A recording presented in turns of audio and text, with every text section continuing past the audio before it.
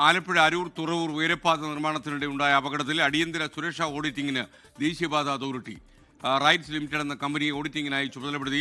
നിർമ്മാണത്തിൽ സുരക്ഷാ മാനദണ്ഡങ്ങൾ പാലിക്കുന്നില്ല എന്നാണ് വിദഗ്ധ സമിതി വിലയിരുത്തിയത്.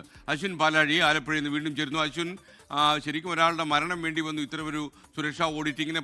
പല നിർമ്മാണവും കേരളത്തിൽ നടക്കുമ്പോൾ ഈ സുരക്ഷാ ക്രമീകരണങ്ങൾ തീരെ പാലിക്കുന്നില്ല എന്ന പരാതിയുണ്ട്.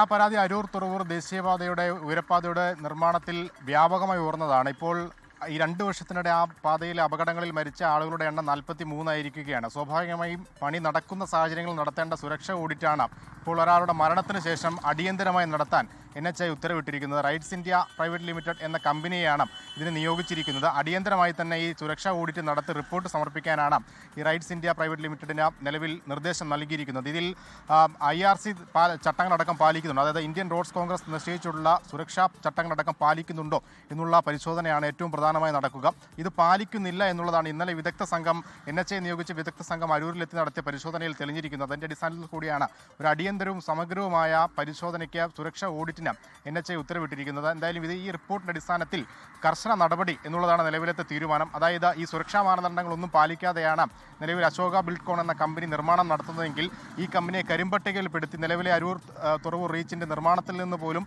മാറ്റി നിർത്താനുള്ള തീരുമാനത്തിലേക്ക് കടക്കും എന്നുള്ളതാണ് NHAI അധികൃതർ അറിയിക്കുന്നത്. എന്തായാലും ഇനി വരുന്ന 2 ദിവസത്തിനുള്ളിൽ ജില്ലാ കളക്ടർ വിളിച്ച് NHAIയുടെ നേതൃത്വത്തിലുള്ള ആളുകളുടെ യോഗം നടക്കും. അതിൽ ഇതുമായി ബന്ധപ്പെട്ട റിപ്പോർട്ടിൽ ഈ റൈറ്റ്സ് ഇന്ത്യ നൽകുന്ന റിപ്പോർട്ടുമായി ബന്ധപ്പെട്ട കാര്യങ്ങൾ കൂടി പരിശോധിക്കും. ഇന്നും നാളെയുമായാണ് റൈറ്റ്സ് ഇന്ത്യയുടെ പരിശോധന, സുരക്ഷാ ഓഡിറ്റ് അരൂരിൽ നടക്കുക.